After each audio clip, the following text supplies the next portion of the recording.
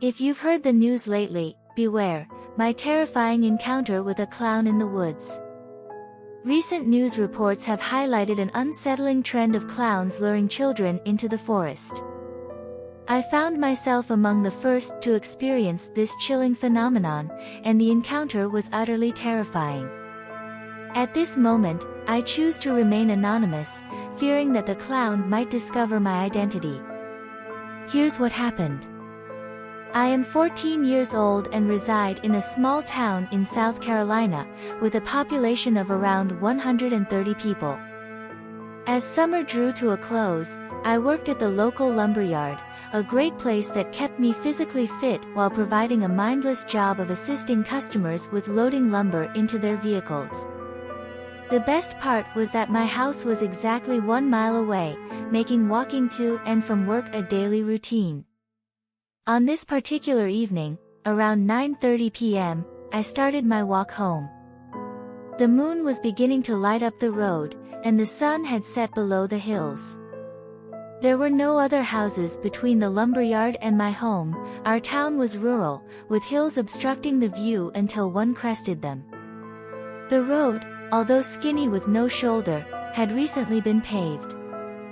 Rows of trees stacked behind one another, and thick vegetation filled the surroundings, creating an orchestra of crickets and frogs. About halfway home, I heard what sounded like high-pitched cackling laughs. Perplexed, I took out my earbuds, stopping to listen. The sound didn't fit into the music, and even though I thought nothing of it at the time, it lingered in my memory. The next day, as I started my shift at 2 p.m., I walked to work around 1:30 p.m. It was a beautiful day, nothing out of the ordinary. As I kicked rocks along the fresh pavement, I stumbled upon a strange item, a bright red ball lying on the side of the road. Upon closer inspection, I discovered it was a clown nose. Puzzled, I kept it and showed it to my coworkers, even putting it on for some laughs. Around 9:30 p.m., after my workday, I began my usual long walk home. Forgetting my earbuds, I noticed a faint figure about 150 yards away, resembling a deer. As I approached, it scampered back into the forest. Little did I know, it was not a deer, but something far more sinister. Passing the spot where the deer had retreated, I heard footsteps about 20 yards behind me.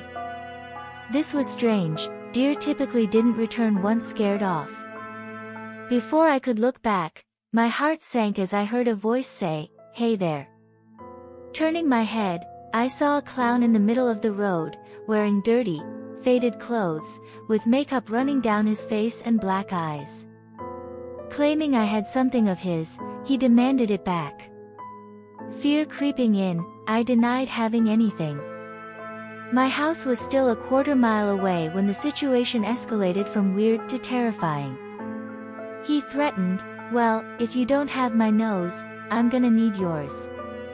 In sheer panic, I turned around and sprinted down the road. His bare feet chasing behind me, I didn't dare look back, fearing it would slow me down. My lungs burned, and I pushed myself until a truck crested the hill with headlights shining on me. Waving frantically, the truck stopped, and to my relief, the clown vanished. I shared my harrowing experience with the driver, who promptly called the police. I vowed never to make that walk again, haunted by the mystery of how the clown got there and why he targeted me. This nightmare, unfortunately, seems to be happening to more people, clowns hiding in the woods, stalking unsuspecting victims. Is it a cult or a group of malevolent clowns with a shared goal to terrify? I have no answers, but one thing is certain, I will never look at clowns or walk in the dark the same way again.